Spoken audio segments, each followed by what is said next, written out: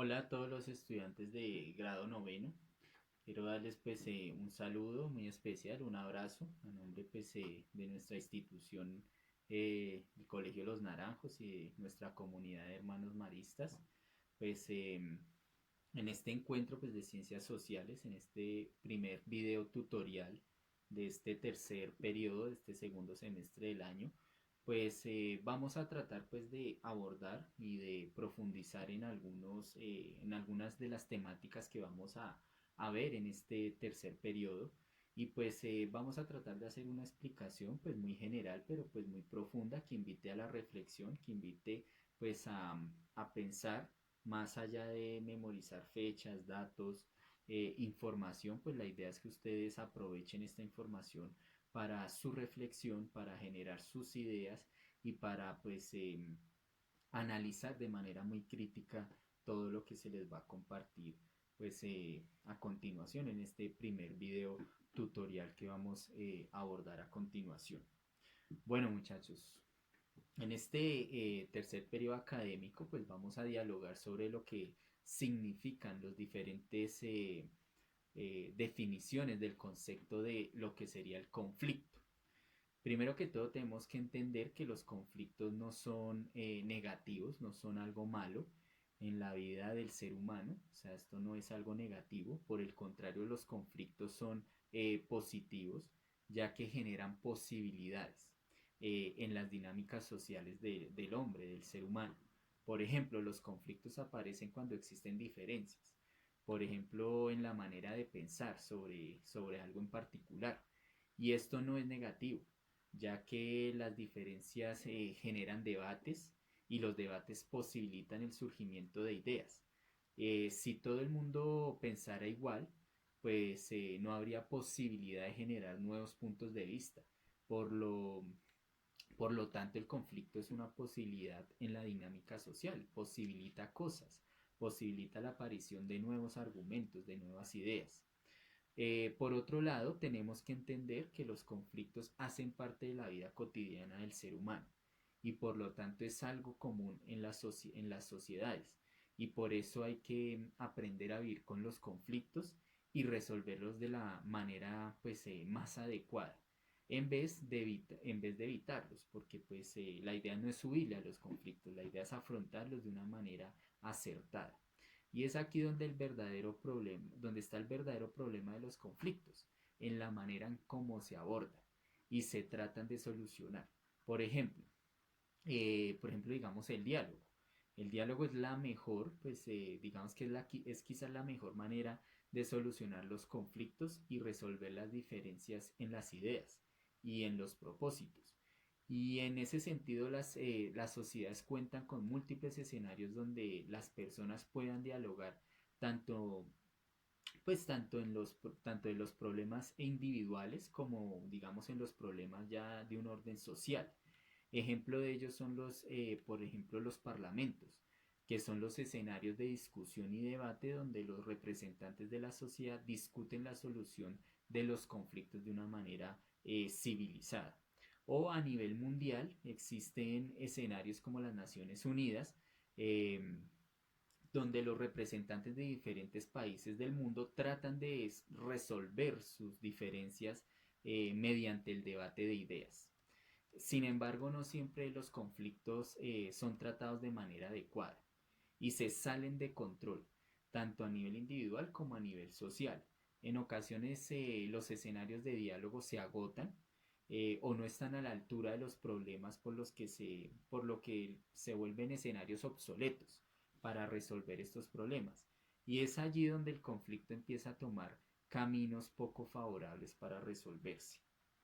Por ejemplo, digamos, los conflictos son equivalentes a problemas.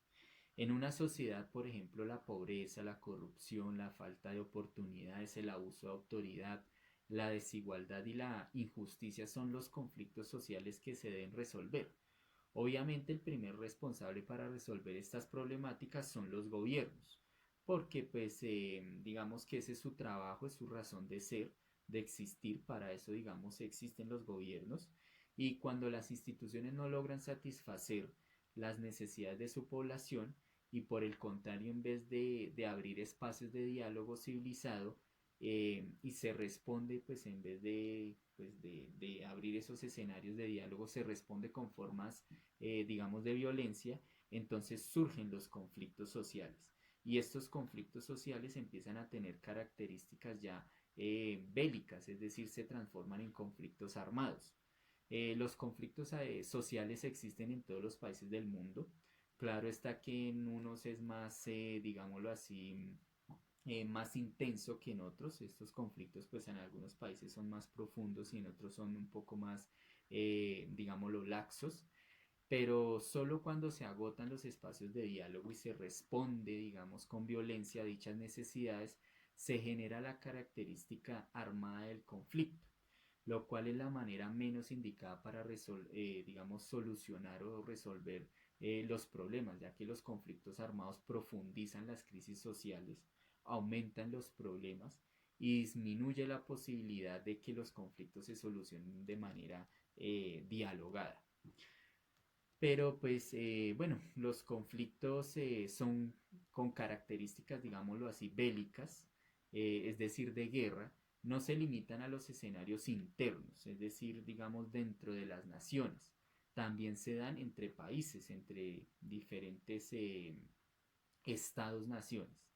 También se dan, digamos, por ejemplo, ahí es cuando ya, digamos, cuando se dan estos conflictos entre naciones, pues lo que generan son las guerras. Guerras por motivos de todo tipo, de toda índole. Por ejemplo, las guerras entre países pues se dan o se pueden dar, digamos, por territorios, por recursos, por diferencias políticas, entre muchas otras razones. Y asimismo existen múltiples conflictos armados internos en países y múltiples conflictos entre países que han existido a lo largo de la historia y que pues han ido definiendo, digamos, la historia contemporánea del hombre y que inclusive existen en la actualidad. Hoy en día, por ejemplo, se mantienen o existen conflictos activos, por ejemplo, en Siria, en Yemen, en Sudán del Sur, en Afganistán, en Libia, en India, Pakistán, tristemente pues en Colombia, nuestro país, Ucrania, por ejemplo. Esos son algunos ejemplos pues, de los conflictos más importantes que todavía se mantienen vigentes en el mundo, que son conflictos algunos entre naciones, como digamos el caso de India y Pakistán, y otros que son conflictos internos, es decir, cuando no se logran solucionar por vías pacíficas y de diálogo las diferencias y los problemas sociales y terminan en confrontaciones bélicas. Sin embargo, hay que reconocer una característica muy importante de los conflictos y es que todos terminan en un acuerdo, en un tratado de paz. El fin de todo conflicto, por más fuerte que sea, culmina en un acuerdo entre las partes involucradas. Y para ello podemos citar una gran cantidad de ejemplos históricos, como por ejemplo el Tratado de Kadesh, que es uno de los más antiguos de los que se tenga registro, que se dio entre un faraón egipcio y otro monarca pues de la época. Pero pues ya hablando algo de tratados un poco más contemporáneos, pues podemos hablar del Tratado de Versalles que puso fin a la Primera Guerra Mundial, la rendición de Alemania ante Rusia que puso fin a la Segunda Guerra Mundial, la rendición del Japón, el armisticio de las Coreas, de la Guerra de Corea, el Tratado de Paz entre Afganistán y los Estados Unidos, que es uno de los acuerdos de paz más recientes que se han dado, que se dio que se dio este año inclusive. Obviamente pues los acuerdos de paz en Centroamérica y por supuesto los acuerdos de paz que se han dado acá en nuestro país, que pues han sido digamos de los acuerdos más contemporáneos que se han tratado de dar para resolver esos conflictos pues bélicos armados que se han dado y que han durado bastante tiempo, entre muchos otros ejemplos, ¿no? Estos ejemplos históricos demuestran la efectividad de los tratados o de los acuerdos de paz para poner fin a los conflictos armados. Sin embargo, una garantía para que estos acuerdos cumplan, digamos, con el propósito de poner fin a los conflictos, es sin duda el cumplimiento de lo acordado. Digamos, de lo contrario, se recae nuevamente en las confrontaciones, se recae nuevamente, digamos, en en repetir, digamos, los ciclos de violencia si no se cumplen pues con lo que se pacte, con lo que se acuerde entre las partes, obviamente. Ahora bien, los acuerdos siguen siendo la mejor manera de solucionar los conflictos, pero la realidad implica que los conflictos armados y las guerras entre naciones siguen siendo una constante en el mundo. Por ello también por eso también digamos que de alguna manera existen regulaciones a la guerra. Y el mejor ejemplo, digamos, de la regulación de la guerra es el DIH, el Derecho Internacional Humanitario, DIH, que tiene la funcionalidad de regular la guerra y de proteger, digamos, a las personas que no participan, digamos, de los conflictos, o sea, digamos, los civiles.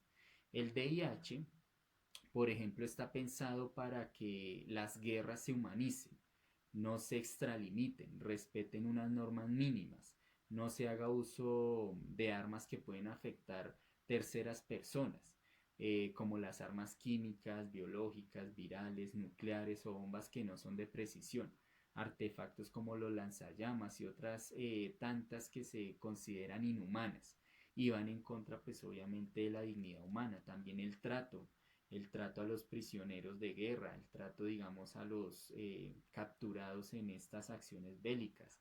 Se prohíbe, por ejemplo, la tortura, los tratos inhumanos, etcétera, etcétera. Bueno, sin embargo, pues el DIH, el Derecho Internacional Humanitario, así como los derechos humanos, están sujetos a la voluntad de las naciones y de los grupos armados que deseen pues respetarlos. Y no existe nada, no existe absolutamente nada que obligue a respetarlos y cumplirlos. Por tal razón, las violaciones al derecho internacional humanitario y a los derechos humanos siguen ocurriendo en muchos conflictos alrededor del mundo. Esto es algo que pues digamos pasa a pesar de que están las leyes, pues las leyes son vulneradas eh, y pues no existe nada que obligue a un gobierno o obligue a un grupo armado a cumplir estos acuerdos. Por tal razón, lo mejor de la guerra es que no ocurra y que los conflictos no existan o que se resuelvan de la mejor manera y para ello es indispensable también la comunicación, una comunicación acertada que permita la participación, que permita escuchar los intereses de todas las personas de una sociedad que componen una sociedad. Es importante que todas las personas de un grupo social sean escuchadas, que permitan el diálogo entre naciones, que permitan el debate de las ideas y lo más importante, que lleve a acuerdos. Por esta razón la comunicación debe ser un arte que logre transmitir un sentir de cualquier sociedad, que logre transmitir el inconformismo y la defensa sobre los asuntos que involucren, digamos, a toda la sociedad.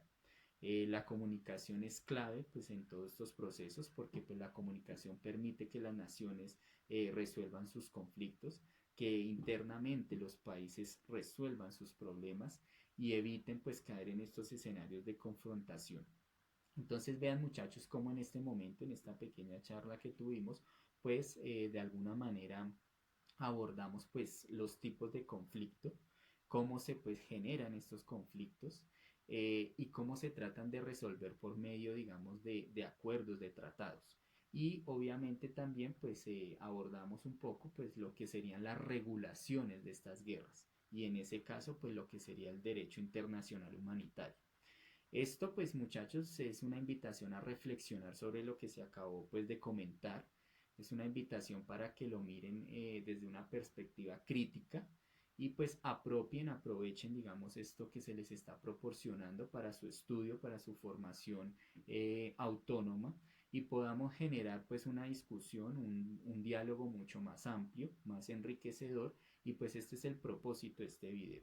Por eso la invitación muchachos es a aprovechar este recurso, a comentarlo, interactuar con él y pues ya una vez nos encontremos en nuestros momentos virtuales, en nuestras clases virtuales, pues podamos debatir, podamos discutir, podamos ampliar eh, todo lo que se comentó en este video tutorial.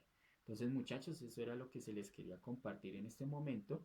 Eh, y pues la invitación nuevamente es a hacer el ejercicio autónomo pues del estudio y de la formación y de continuar con ese proceso académico desde sus hogares. Entonces, muchachos, nos encontraremos en nuestros momentos virtuales, en nuestras clases virtuales para seguir profundizando sobre pues esta temática en relación pues obviamente a esa comunicación reflexiva que es digamos el objetivo que, que nos estamos proponiendo para este tercer periodo, para este segundo semestre del año. Entonces, un saludo, un abrazo nuevamente para todos, curso noveno, y pues eh, nos estamos viendo pues a través de estos encuentros virtuales y pues a través de la distancia. Un abrazo y un saludo.